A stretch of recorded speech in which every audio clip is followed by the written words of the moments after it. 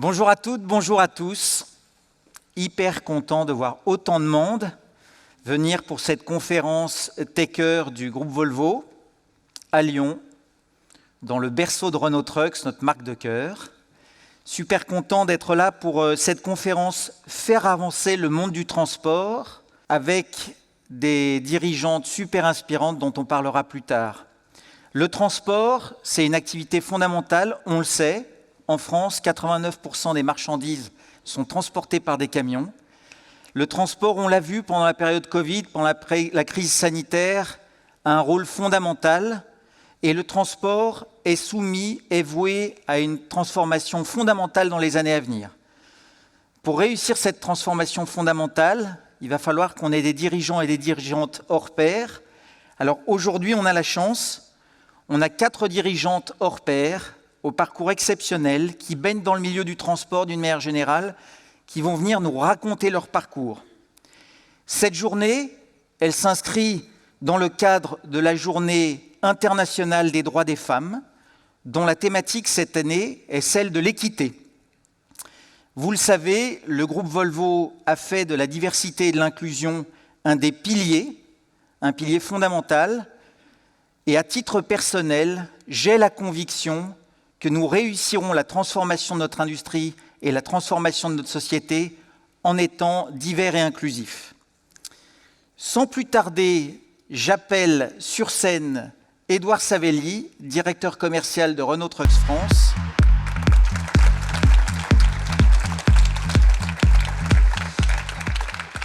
Alors, bonjour à toutes et à tous. Alors, je rejoins Christophe pour vous souhaiter la bienvenue. Je suis très heureux d'être présent aujourd'hui et je vous garantis qu'on va passer un moment ensemble décontracté, tout en bienveillance et en inspiration. Alors, j'appelle maintenant et je propose à nos 4 dirigeantes, nos 4 leaders de venir nous rejoindre sur scène. Non. Et je me mets.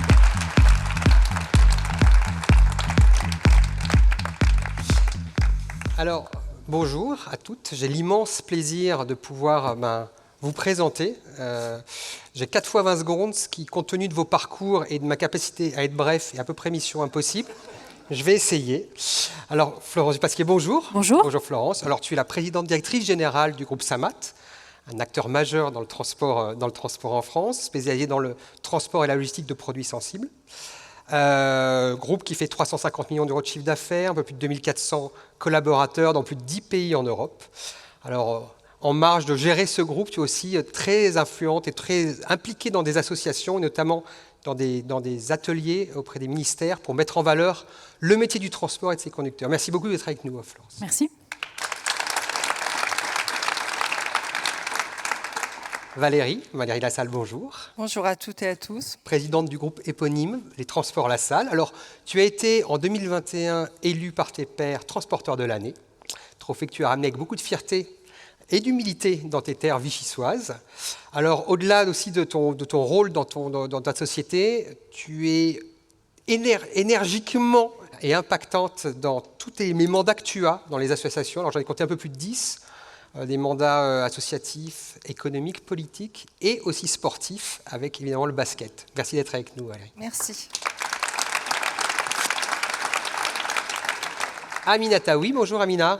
Bonjour. Alors Amina, tu es dans le groupe Renault Trucks depuis 2006. Tu es passée par l'après-vente, le développement réseau. Tu as été nommée la première directrice régionale chez Renault Trucks France et tu as effectivement... Il y a quelques années, et tu as ouvert la voie à d'autres vocations aussi, bravo pour ça. Maintenant, tu es chef des ventes depuis 2 ans ou 3 ans, chef des ventes sur notre Truck Center de Grand Paris. Alors, tu es issu d'une école militaire en Algérie. Tu as côtoyé le sport de haut niveau, puisque championne de karaté, qui t'a fait ce caractère bien trempé, reconnu par tes collègues et tes clients. Merci d'être avec nous. Merci. Caroline Cavalleri, bonjour, buongiorno. Bonjour. Alors, merci d'être avec nous. Dans le groupe aussi depuis 2000. Alors, parcours atypique très riche, puisque tu passes du contrôle de gestion à la finance, au commerce. Et puis, il y a 2 ans, tu sautes le pas et tu prends les rênes de notre Truck Center de Milan, en Italie, où tu excelles par tes résultats et aussi par ta façon de manager tes équipes. Bravo. Merci d'être avec nous. Merci. Alors, cette rencontre aujourd'hui va s'articuler de façon assez simple en 4 temps forts. Le premier temps fort va être une table ronde dans laquelle nous allons apprendre à un peu mieux connaître nos invités et puis leur parcours de vie. Deuxième temps fort, Valérie et Florence iront avec Christophe dans un moment un peu plus intimiste qu'on a appelé en aparté. Troisième temps fort, où là, Caroline et Amina et moi-même, on va faire un petit jeu de tac au tac. Je suis sûr qu'on illuminera leur capacité d'impacter et puis de répartie. Et puis enfin, le dernier temps fort, on laissera toute l'audience, qui est très nombreuse aujourd'hui, pouvoir interagir avec nos invités, leur poser les questions qu'ils souhaitent. Voilà, et donc tout de suite, la table ronde.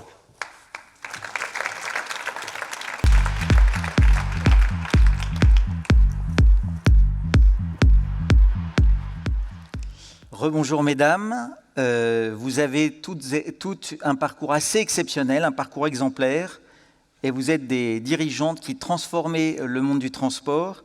Une première question, quand vous vous levez le matin, quel est votre moteur? Et je commence par toi, Florence. Le café? Non, je plaisante, mais forcément oui un petit peu. Mon moteur, c'est de continuer à développer, à pérenniser l'entreprise familiale dont je m'occupe maintenant depuis plus de 20 ans, et en accompagnant et en lien avec les femmes et les hommes qui la composent. Super, merci. Valérie? Alors moi, dès que le réveil sonne, j'ai les yeux déjà grands ouverts et mon moteur, c'est de pouvoir accompagner, aider et réaliser de belles choses. Espérer passer une belle journée. Amina, de ton côté, ton moteur? Eh bien, Christophe, c'est la passion. J'aime notre produit qui est le camion. J'aime notre marque qui est Renault Trucks. J'aime résoudre des problèmes et relever des défis avec des collègues que j'adore et qui sont très nombreux dans la salle. Super. Donc voilà. Merci. Et toi, Caroline? Moi, c'est d'être en phase avec moi-même et d'être alignée avec mes valeurs quand j'arrive au garage le matin. Caroline, tu as eu des résultats qui sont considérés comme très bons, en tout cas par certains d'ici. Qu'est-ce que tu as mis en place pour arriver à atteindre ces résultats assez exceptionnels? En fait, c'est des choses simples, des choses basiques. J'ai repris il y a un peu plus d'1 an et demi. Renault Trucks a racheté un concessionnaire privé sur Milan, 2 sites qu'on m'a chargé de remettre sur les rails, donc un beau challenge. Les concepts de base, c'est tout d'abord les 2 premiers mois, je me suis donné juste à écouter les gens et à observer. Ensuite, j'ai dû prendre quelques décisions drastiques malheureusement, mais on est vite reparti après sur la phase construction. Construction, ça veut dire donner une mission, ça veut dire fixer des objectifs à l'ensemble du personnel. Pour moi, c'est important que tout le monde se sente partie prenante dans l'entreprise. Qui dit fixer des objectifs, ça veut dire les suivre, donc c'est des points réguliers, rapides, mais pour voir si on est sur la bonne route, rectifier la trajectoire s'il faut, les consolider et ensuite en fixer d'autres pour progresser. Une petite anecdote que je ne pensais pas possible, mais en décembre, j'ai fermé les 2 concessions un samedi matin et on est parti au vert avec les mécaniciens, tout l'ensemble du personnel, pour se donner une matinée de réflexion pour fixer 2023. Et ces valeurs-là de transparence, d'ouverture et de partage, c'est pour moi les bases solides de la réflexion et de la performance. Et en fait, c'est ce que je dis toujours, c'est le capital humain comme ressource pour la performance. Ok, merci Caroline. Et toi, Amina, ta recette pour sortir des beaux résultats? Je crois beaucoup dans l'intelligence collective et la volonté quand on l'a en commun. Donc j'ai beaucoup mobilisé l'équipe autour d'un projet commun et d'objectifs communs. J'ai réancré les valeurs du collectif. J'ai mis en place les moyens de la réussite et après j'ai fait de mon mieux pour transmettre l'envie et la conviction qu'on peut atteindre les objectifs les plus challengeants. Merci Amina. Valérie? Alors moi, ça fera bientôt 12 ans que j'ai repris l'entreprise à mes parents. J'ai voulu continuer cette progression en diversifiant nos activités. Là, on a actuellement des projets avec du multimodal. Accompagner les clients aussi en termes de nouvelles technologies, leur proposer des solutions et ces clients nous font grandir. Faire grandir les collaborateurs, leur emmener, les développer personnellement et surtout accompagner aussi les jeunes avec la formation et l'alternance dans l'entreprise. Super, merci. Florence? C'est compliqué de passer après. Oui, c'est le principe. du travail, de l'humilité, de l'écoute et de la confiance respective. J'ai effectivement plus tourné l'entreprise sur l'international, j'ai renforcé l'internationalisation du groupe, et puis j'ai conservé les valeurs d'une entreprise familiale, même en étant un groupe international. Ok, merci. Amina, qu'est-ce que tu as fait pour en arriver là ? Je suis arrivée en France avec une envie folle de m'en sortir et de réussir. Je travaille beaucoup, je me donne des objectifs et je me donne les moyens de les réussir. Je suis très curieuse, donc je me suis construit un parcours pour nourrir cette curiosité. Donc j'ai fait beaucoup de métiers différents qui n'avaient rien à voir avec ma formation initiale. J'ai tendance à dire que je suis un ingénieur qui a mal tourné, parce que j'ai évolué que dans l'univers commercial. J'ai fait de la pré-vente, du retail développement, du process en IT, et j'ai fini dans le commerce, vente et relations clients. Donc voilà, de l'envie, de la motivation, et puis se donner les moyens d'atteindre ses objectifs. Super. Toi, Caroline ? Moi, je suis arrivée là certainement avec un peu d'inconscience, beaucoup de hasard, pas de plan de carrière, un parcours au jour le jour. J'ai eu des managers, j'ai rencontré des personnes qui m'ont guidée, qui m'ont fait partager leur passion. J'ai jamais joué de rôle, je suis restée authentique. Je suis passée de l'Italie à la France, à Lyon, de Lyon à l'Italie, de directrice financière à garagiste. Je me suis remis en cause. À 45 ans, j'ai ajouté un diplôme au précédent, tout en travaillant. Et toutes ces valeurs-là, cette ténacité, cette détermination ne rend pas les choses faciles, mais elle les rend possibles. Merci, bravo. Et toi, Valérie ? Alors moi, à la base, j'étais pas destinée pour travailler dans le transport, dans l'entreprise familiale. Surtout, en étant jeune, je me disais jamais je travaillerai avec mes parents. Bien réussi. Et voilà.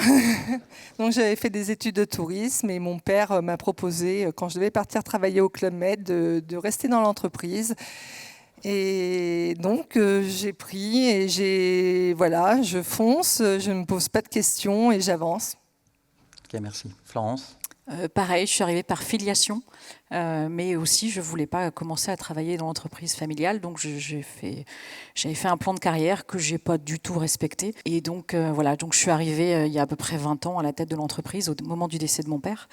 Et je ne le regrette pas du tout, même si succéder à une personnalité comme celle de mon père est toujours compliqué, puisqu'il était très charismatique et très connu. Voilà, 20 ans après, ça va, on a fait ses preuves et on arrête les comparaisons.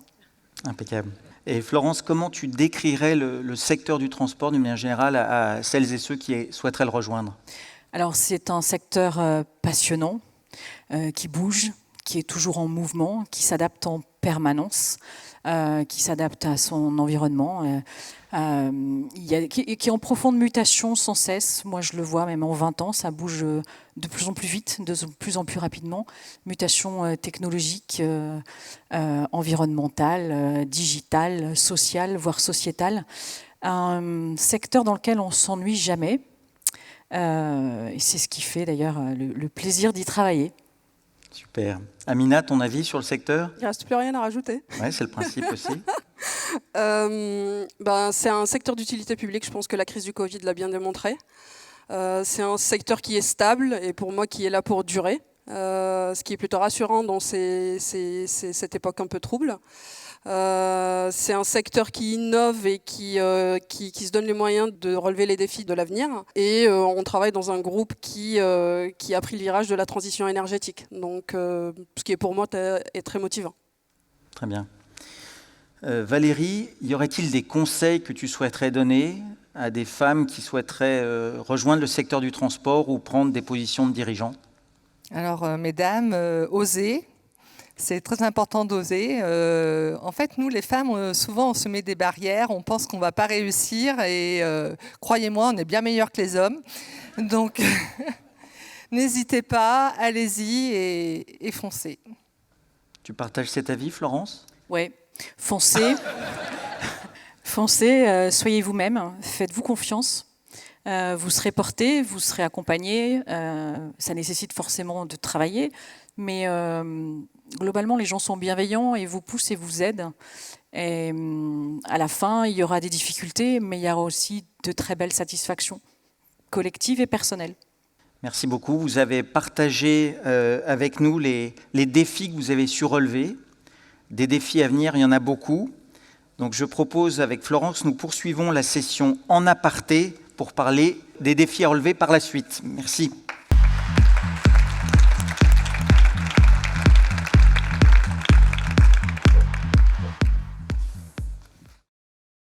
Chère Florence, tu as repris l'entreprise de ton père, tu l'as évoqué. Est-ce que tu peux élaborer un peu et nous dire comment ça s'est passé pour toi ?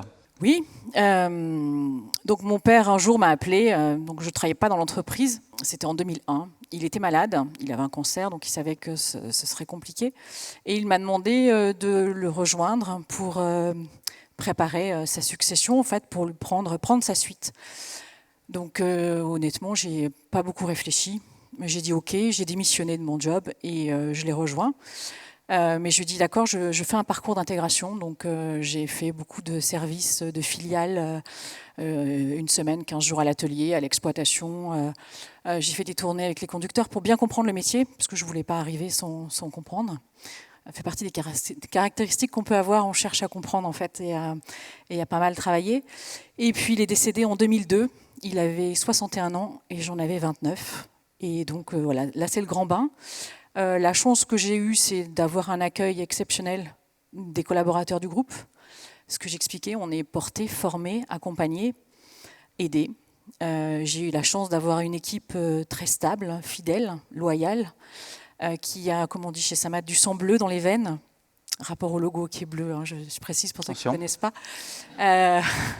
Donc, un très bel accompagnement et voilà, porté par les équipes qui étaient, je pense, assez fières que le groupe reste familial et qu'il y a une succession, quand bien même ce serait une femme de 29 ans, et ça s'est bien passé. Un accueil un peu plus parfois compliqué par les externes du groupe.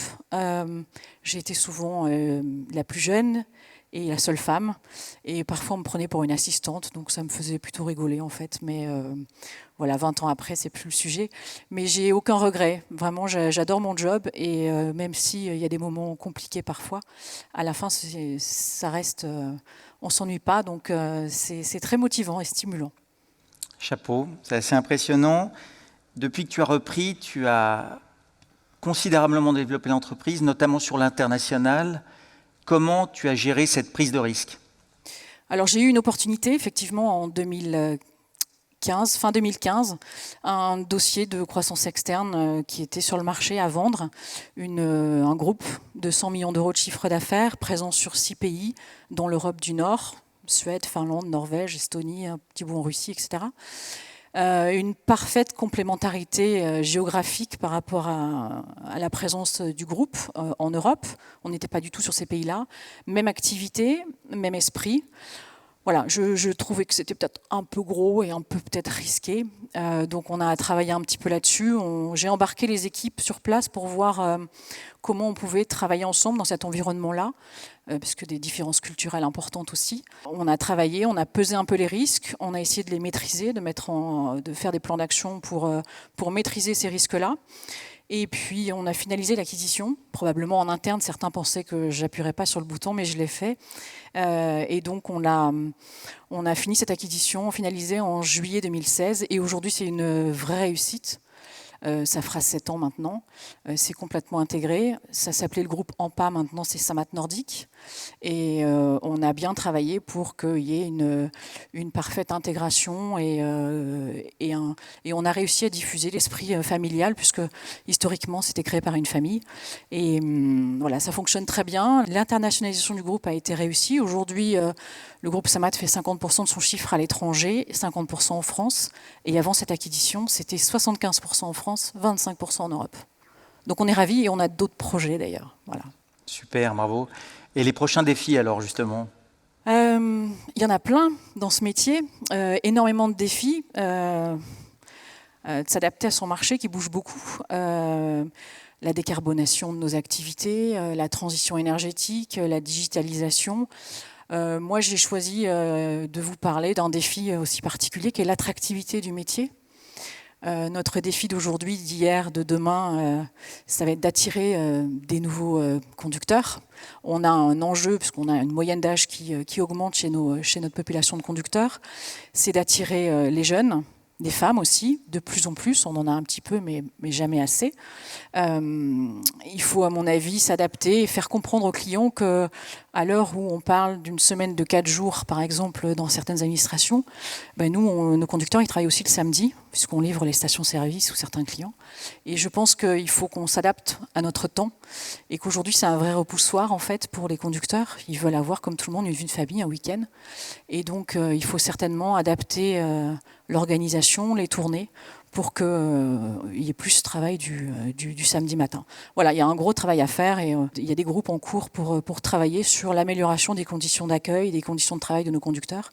Il n'y a pas que le camion, mais il y a l'environnement, l'accueil auprès des chargeurs et des clients pour qu'il y ait une vraie reconnaissance du travail qui est fait par le conducteur. Ils sont indispensables.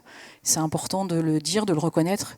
Et puis ne serait-ce qu'un bonjour, merci, au revoir, ils apprécient énormément. Voilà.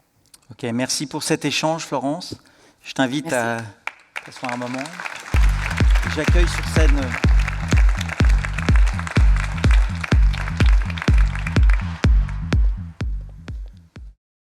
alors Valérie, on l'a compris, des mandats, du basket, de la politique, un peu de tout. C'est quoi le fil rouge de tous ces engagements ? Alors le fil rouge, je pense, au fond de moi, c'est que j'aime aider les gens, les accompagner, aussi bien dans tous mes mandats de conseillère régionale, pouvoir accompagner les lycées, l'économie, les chefs d'entreprise, les collectivités, apporter des solutions. Je suis administratrice au club de basket de Vichy qui est en Pro B, club masculin, et je m'occupe, on m'a mis directrice donc du centre de formation, donc j'accompagne les jeunes qui n'ont pas leur famille sur place. Je peux créer le lien, apporter, en étant au match, j'ai créé un groupe WhatsApp avec les parents pour qu'ils puissent suivre leurs enfants. Être aussi, du coup mon fils jouant au basket, ça me permet d'être près de lui, d'être près de mes enfants aussi, allier, être là pour mes collaborateurs, mes conducteurs, être au service des autres en fait, c'est ce qui m'anime. Ça t'anime, mais une journée fait 24 heures, tu le sais Valérie ? Comment on fait en 24 heures pour faire tout ça ? Je pense que tous les jours, je dois jouer au Lego ou au Tetris, parce que j'essaye d'empiler, tant que ça rentre, je prends. Okay. Tout en gardant aussi des bonnes heures pour dormir et bien récupérer. Super. Y compris dans la voiture de mon vendeur Renault, de mon concessionnaire. C'est du vrai service. Bravo le groupe Fori. Édouard l'a dit, en 2021, les transports La Salle ont été élus transporteurs de l'année. C'est quand même une superbe réussite.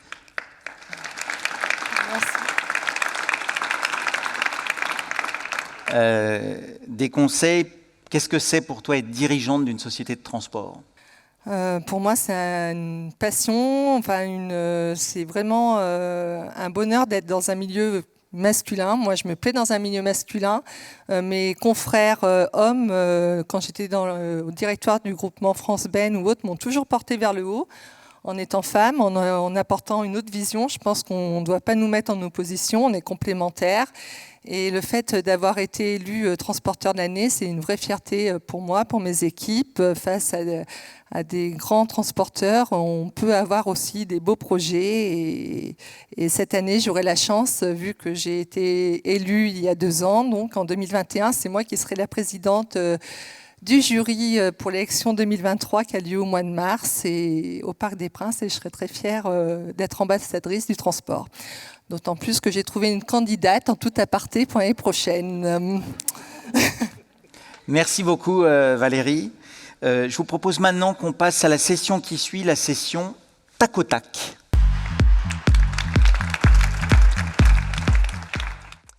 Merci Christophe. Alors, on va faire effectivement une petite séance de tac au tac. Alors, ce n'est pas du tout une séance de torture, ne inquiétez pas. C'est plutôt un exercice dans lequel je suis sûr on va mettre en valeur vos moteurs et puis vos valeurs. Alors, Amina, Caroline, on est prête ? On y va. Alors, côté boulot, Amina, tu dis souvent que le poids lourd, c'est féminin. En quoi est-ce que c'est féminin, le poids lourd ? Ça m'arrive de dire des bêtises, faut pas écouter tout ce que je dis.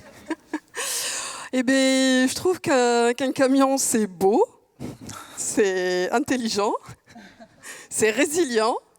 Ça peut être un peu capricieux, ça peut être que féminin. Ça coche. Voilà. Après, humour à part, c'est un univers qui, moi, m'a accueilli. J'ai énormément appris, j'ai évolué, je m'épanouis dans cet univers. Donc, je suis la preuve par l'exemple que c'est un monde qui est accueillant pour les femmes. Merci. Voilà. Merci. Caroline, un mot pour décrire ton activité. Un mot, je ne sais pas si ça va être suffisant, mais un mot. Un mot, c'est court, mais on va dire chef d'orchestre pour une belle symphonie, une belle synergie. Superbe. Amina, ta plus grande fierté professionnelle? C'est la réussite de l'équipe commerciale de Renault Trucks Grand Paris, ce qu'on a accompli ensemble, son énergie, son engagement. On a fait beaucoup de choses en 2022 et ce n'était pas une année facile. En plus, on a eu un gros turnover de plus de 60%. Et malgré ça, tout le monde s'est mobilisé. Ceux qui ont quitté les équipes, ils ont été là jusqu'au bout. Ceux qui étaient là ont été des piliers. On a réalisé, augmenté la part de marché, su prendre toutes nos commandes, tous nos volumes, introduit l'e-tech sur les véhicules électriques sur le marché parisien, fait des événements assez exceptionnels sur le sujet. Mais c'est surtout cette culture d'équipe et de soutien entre les uns et les autres. Et la deuxième chose, c'est d'avoir été à la hauteur de la confiance qu'on m'a témoigné sur c'est mon dernier métier de directrice commerciale régionale et mon métier actuel. Et d'ailleurs, je tiens à remercier les personnes qui m'ont fait confiance. Voilà. Et qui sont dans la salle. Et qui sont dans la salle. Merci. Caroline, alors, le monde du transport, l'univers, macho ou pas macho? Non, pas macho. Non, pas macho. C'est un univers qui reste très masculin, mais qui évolue dans le bon sens. C'est bien, ça laisse du progrès.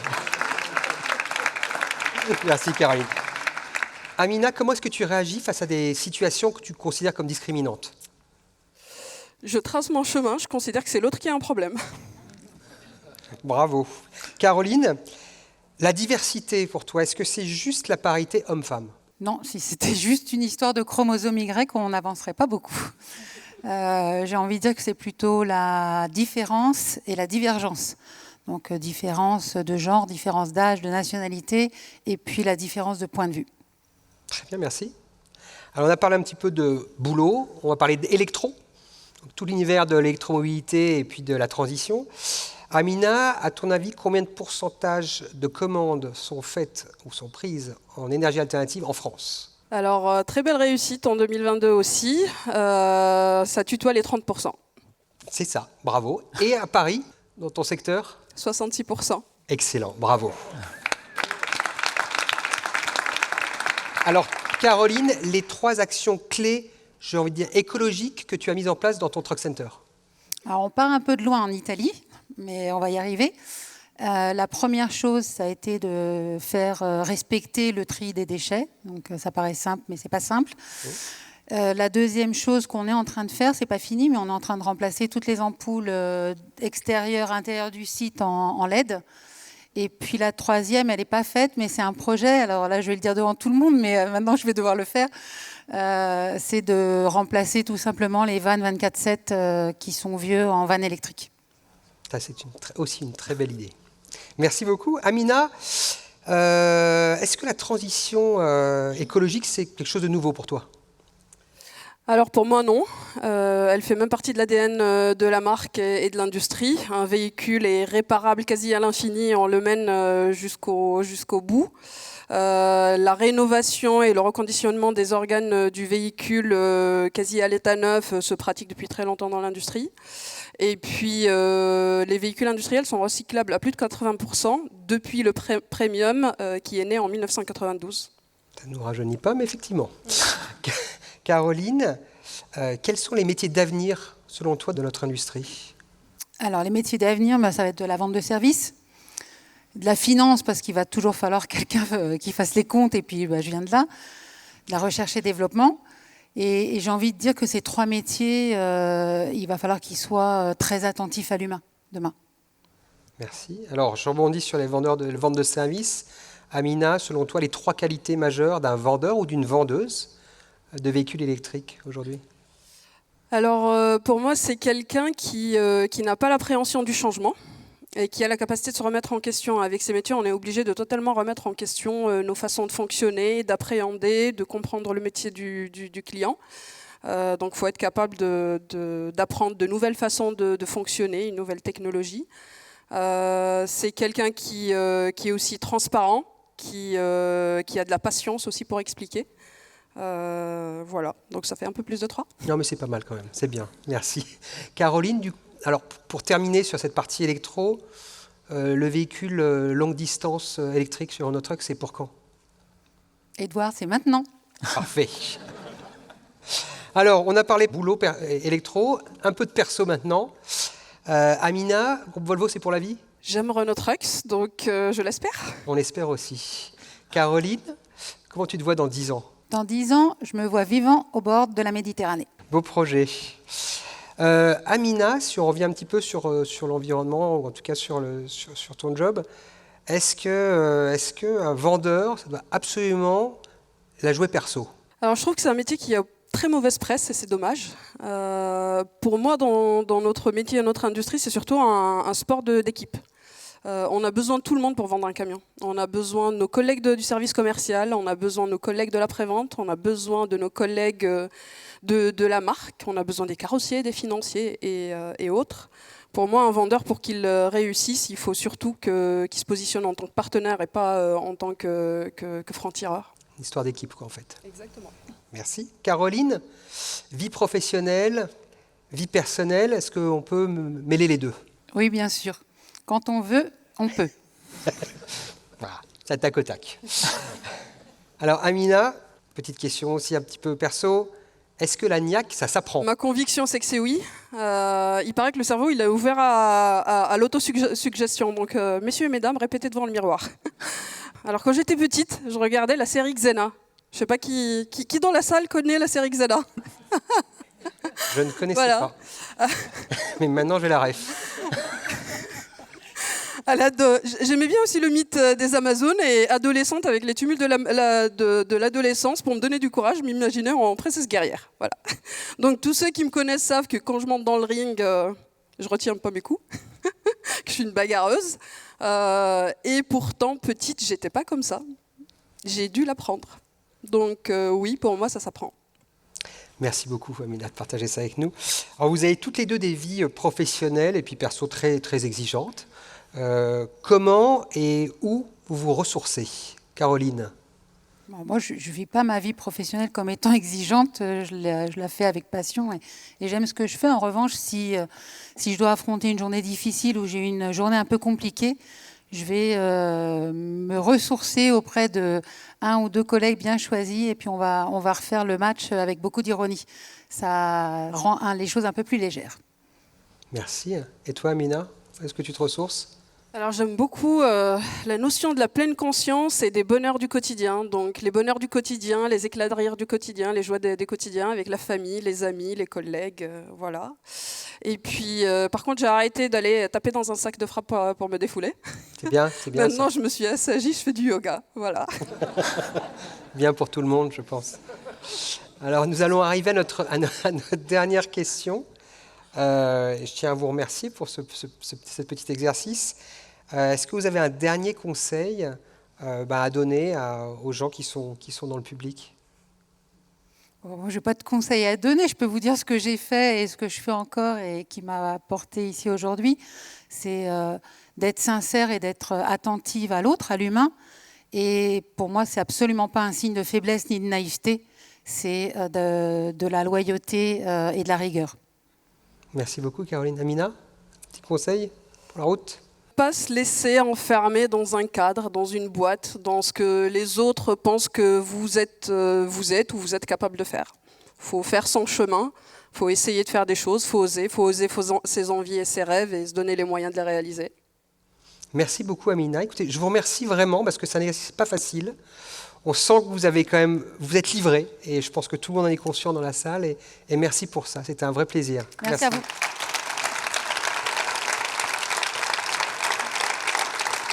Alors, ce qu'on vous propose maintenant, c'est de pouvoir interagir avec nos quatre invités qui vont nous rejoindre sur scène. Et puis, vous pouvez leur poser les questions que vous souhaitez. Merci beaucoup.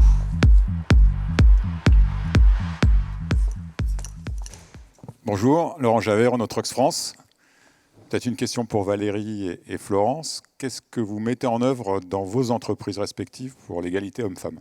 Qu'est-ce qu'on met en œuvre? Déjà, moi, tout ce qui est bureau administratif, je pense qu'on est même plus de femmes.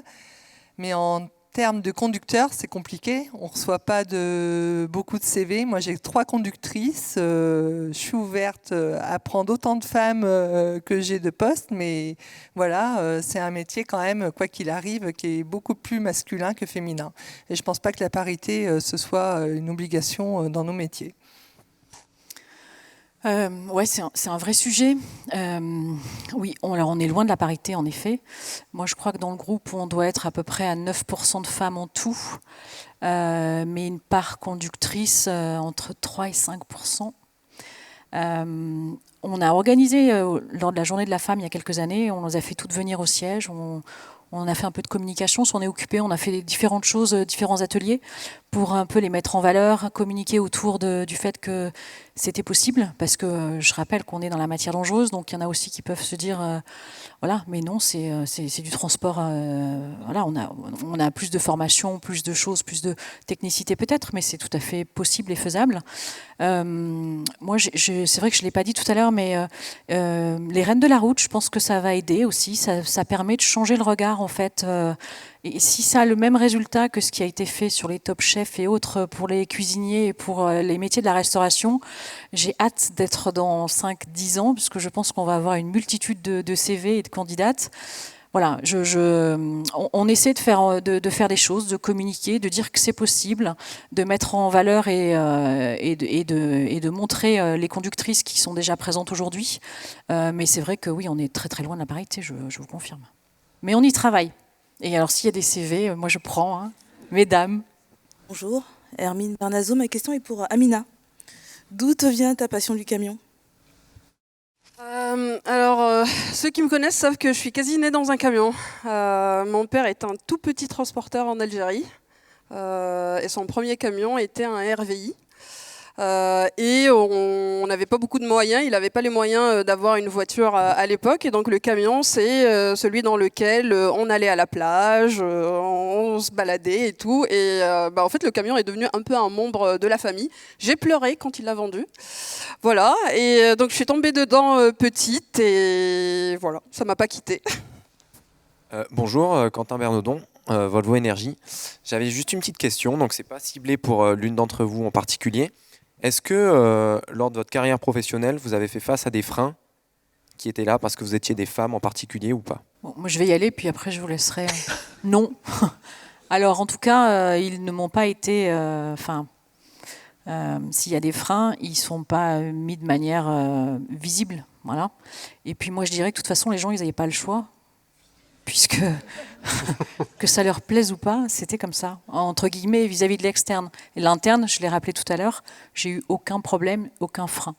Pour moi, également, pareil. Je pense que dans notre milieu, en fait, quand on est apprécié, qu'on est pris au sérieux, eh ben, en fait, on nous déroule pas le tapis rouge, mais pas loin, et aucun frein. Enfin, j'ai jamais subi de problème parce que j'étais une femme, bien au contraire.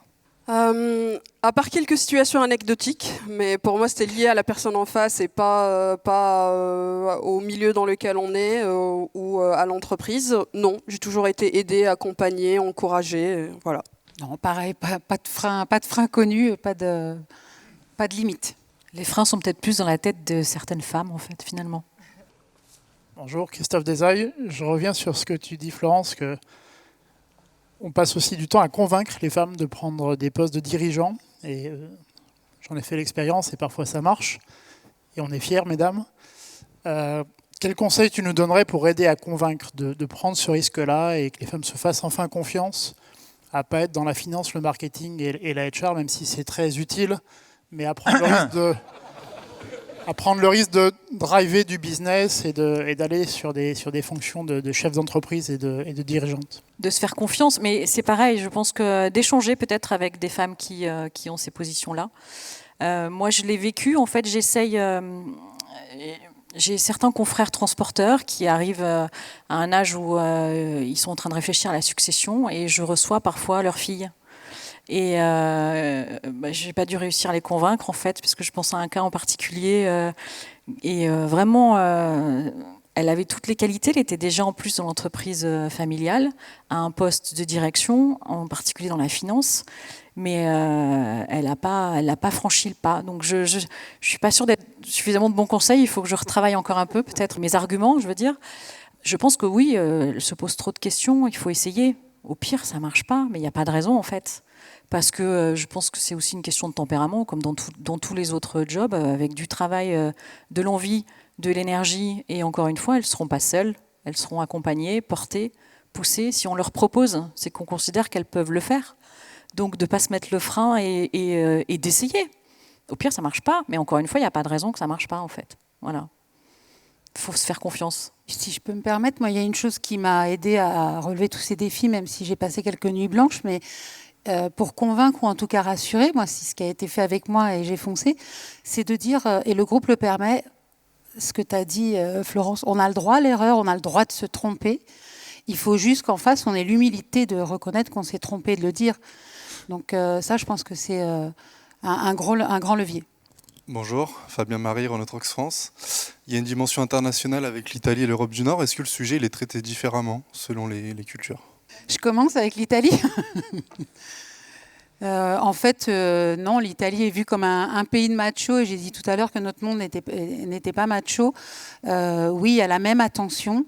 Peut-être avec quelques années de retard. Donc j'ai l'impression d'être comme il y a 5 ans en France, mais il y a la même attention sur cette parité, sur cet équilibre, sur renforcer les équipes avec la différence et les problématiques que rencontrent les transporteurs en France. Ils vont les avoir dans quelques années en Italie aussi, de trouver des conducteurs, de changer un peu de paradigme et d'aller chercher les personnes ailleurs. Donc en tout cas en Italie, c'est pareil avec juste un peu de retard. En Europe du Nord, peut-être un peu moins, mais je ne suis pas sûre qu'on se pose la question tous les matins. Mais vous voyez, par exemple, en Finlande, première ministre, c'est une femme. Voilà, il y a peut-être plus de postes de direction qui sont occupés par des femmes dans les pays du Nord. Je pense qu'ils sont un peu plus en avance que ne l'est la France et l'Italie. Mais oui, on rencontre beaucoup de femmes qui sont dans des postes, et jeunes en plus, enfin plus jeunes, qui sont dans des postes de direction. Et ça choque personne, c'est même pas une question. Enfin, je veux dire, il n'y a pas à être choqué d'ailleurs. Je suis en train de me dire que c'est moi qui suis choquée parce que je suis en train de vous raconter. Mais ça ne surprend personne. C'est passé complètement dans les mœurs et c'est normal. Et donc, non, il n'y a pas de problème du tout. Voilà, ça se passe très bien. Bonjour, donc Abda Mafoudi, RH et sécurité du centre en outillage. Donc la question c'est, est-ce que vous pensez qu'il y a un lien entre la performance long terme et la diversité de genre dans les équipes ? Il y a un lien évident, et c'est pas que de la diversité de genre, c'est de la diversité au sens large. Mais c'est, je l'ai dit tout à l'heure, c'est un levier extrêmement fort sur la performance. À partir du moment où on a une équipe qui n'a pas de contre-pouvoir, qui n'a pas de challenge, ça fait stagner. Donc bien sûr que ça a une forte incidence sur la performance. Pardon. Et au-delà de la performance à long terme, c'est la performance tout de suite. C'est la diversité, elle permet la créativité, appréhender un problème de différentes façons. C'est ce qui est très important pour résoudre les challenges actuels et arriver à obtenir les objectifs qu'on se fixe à court terme. Je pense aussi le bien-être au travail. Former une vraie équipe, c'est ce qui permet aussi de faire face à beaucoup de choses. Pas forcément une histoire d'homme ou femme, mais de se sentir bien dans son univers parce qu'on passe beaucoup de temps au travail. Oui, je suis d'accord. Je pense que de toute façon, plus il y a de diversité, plus il y a d'échanges et plus on fait avancer et plus le partage permet de faire progresser, ouais, je pense. Après, si je peux me permettre, peut-être que ça fait juste baisser un peu le niveau de testostérone, ça apporte un peu de calme et un peu de, de sérénité, voilà.